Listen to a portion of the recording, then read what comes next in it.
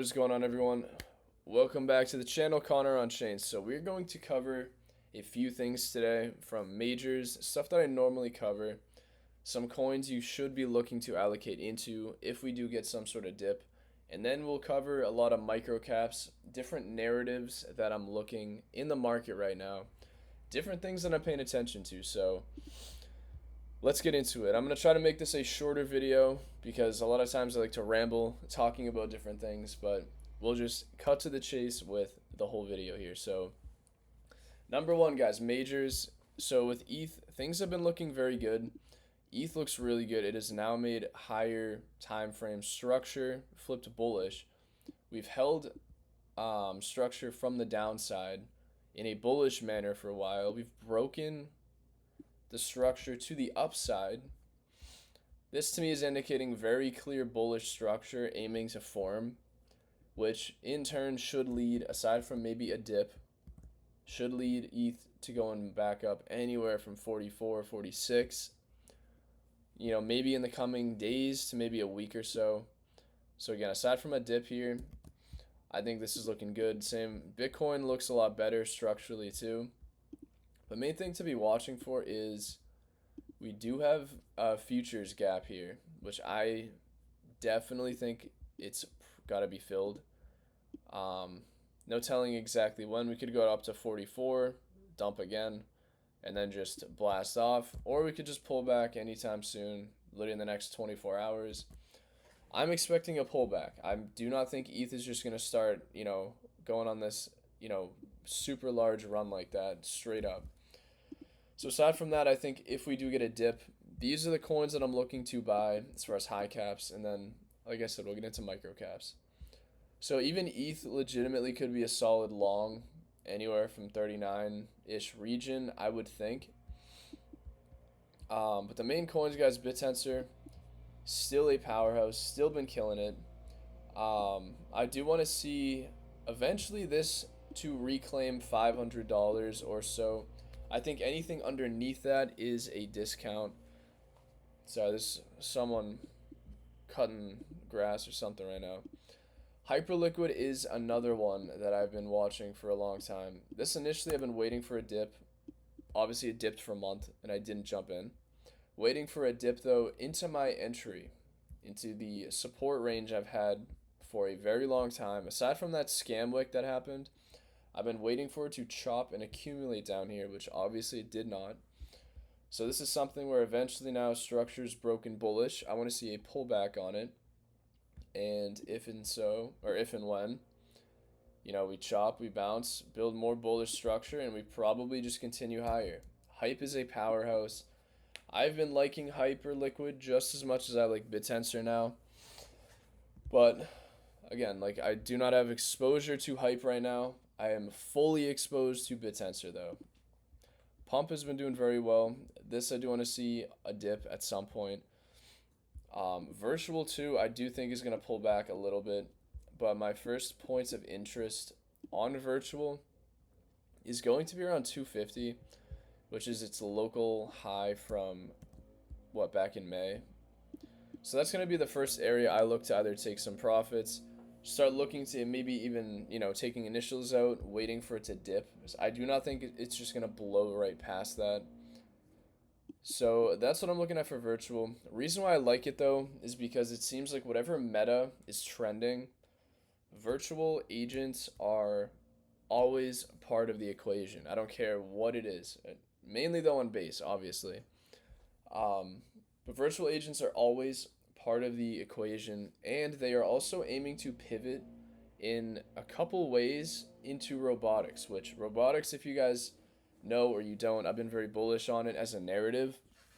I think once that ChatGPT moment hits for robotics outside of crypto, that is just going to flow directly into crypto probably within 2 or 3 days. I think it's going to be a market-wide narrative at some point. Been waiting months, if not a year for it, but eventually it'll hit. I know it will. But Virtual is pivoting with some of their projects, some of their agents into robotics in a way. And I do think this is going to continue. If they continue to pivot and a lot of builders are focused on these different future narratives that people don't see yet. That's why I'm liking this here.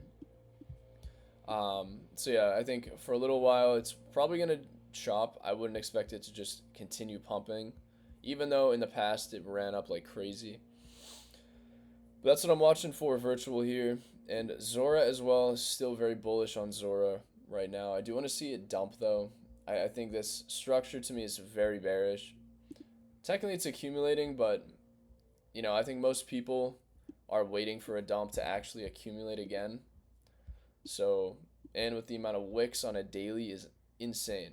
Like this has tried to keep going, like what, for like a week, and it's just failing. So, might dip a little bit, and then from there, I guarantee it'll cool down and just start moving again.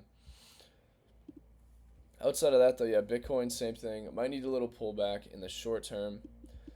But anyways, now let's uncover a few things that I'm looking at. So like I mentioned, main things I'm looking at within the market to front run the next meta is looking at something like robotics. Something I've actually been interested in is on-chain options. I think lately something I've always been looking at ever since pump fund started to move, then hyperliquid started to move, and now betting markets like Polymarket starting to become this thing. People are just looking for different ways to gamble. That's how crypto has been. A lot of people even look at Zora as just another platform where you gamble on creator tokens. I mean, it's a launch pad. But on-chain options to me seems like another potential ideology, another thing that people eventually may start looking into again, because I think in TradFi world, options are massive, huge industry, right? But within crypto, there's really not many projects even focusing on that. So that is something I've been focused on.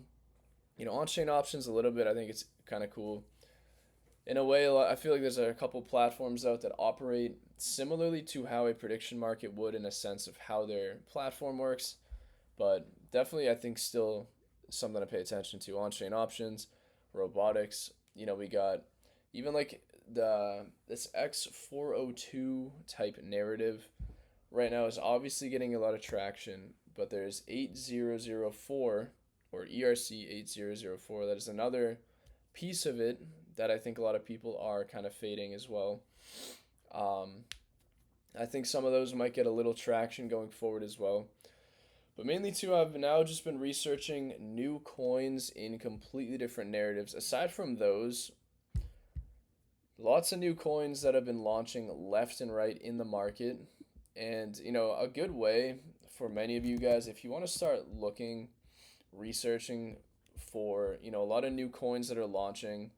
So I'm not really looking at like, trench plays that consistently. I'm kind of just trying to find the next coin that is really solid with its fundamentals, tokenomics, its token utility, token design, team, backing, legitimately trying to find the next massive gems in the market.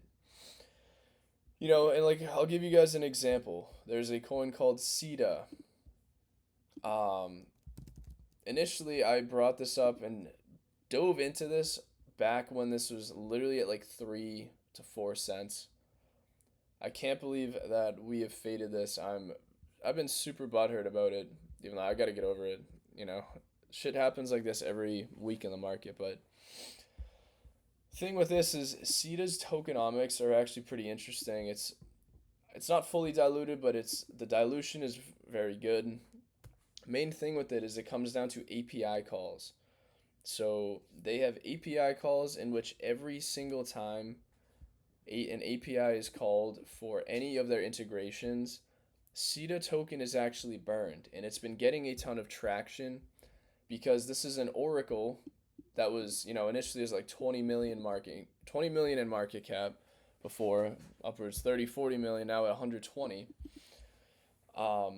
They actually started implementing HIP3, which is tied to Hyperliquid's platform and market, which obviously people are just incredibly bullish on Hyperliquid.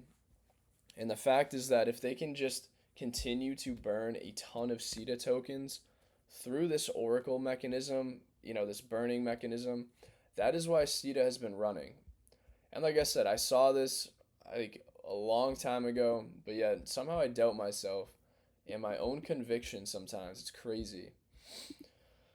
But something like that, I'm looking for new, innovative tokenomic mechanisms across the board right now in different narratives. You know, that to me is, I think, the best way to be researching coins at the current moment, especially if we're going to get very bullish, is either focusing on narrative trends, catching narratives early, and even just aping into, like, the more risky narrative coins. Because, I mean, there were a ton of these X402 coins that ended up pulling 2 to 10, 20X's, or if you just find and deep dive into coins that are just doing something different, structurally, fundamentally, are just incredible in different ways. Takes a lot of research, but what I was going to say, a really good way to do it for everyone, something that I do every day. I mean, I must use like a bunch of sites every day, but CryptoRank is definitely a great platform. Different things that you can do is you can look into different backers. For example, you can go into something like Coinbase Ventures. They actually have the fund itself. You can look into their portfolio, see what they're buying or what they've invested in, rather. And then you can look into each and every coin across the board for all these different venture capital firms. Then you can also look at the IDOs or the ICOs, and you can go into the past ICOs. The reason why is because almost every time you get a coin, something like listed within these, when they're VC backed coins, 95% of the time they're going to trend to zero the first, I don't care if it's 2 weeks or 2 months, maybe 3 months, all of them are going to go to zero. That is just how crypto works. Unless, somehow you just have a phenomenal launch and first week it just trends up, which one of the only coins that ever did that was Hyperliquid. So, yeah, if you're going to be investing and looking for these, go into the IDO, ICO, the past, and you just want to go back even a couple weeks, not a couple weeks, maybe like a month, a couple months. This, I think, I have like a filter on. What do I have the filter on? Just reset it. But this will show you every single coin that is some sort of backing or is being launched on a launch pad. And you can look into it, research, like we just got Avicii here, which Avicii's been killing it actually off their launch. That was one we also called in our Discord the other day. And that was a pretty good gain. I'm kind of pissed though because we sold it early as well. But like I said, you can look into a lot of different coins, and like I said, I'd recommend scrolling heavily down, and you can see who's investing in them. Things like that, I think, are, that's just one way to do it. There are a ton of different platforms, That is a big way that I've been researching and how I'm looking at the market, guys. Like, full disclosure, you know. There's just so many damn coins that are launching in this market right now, and it's very difficult to find what the market is going to gravitate towards next. But just combine kind of everything I told you, focusing on the new narratives, a coin with good fundamentals, good backing, good token utility is probably the most important, and good tokenomics.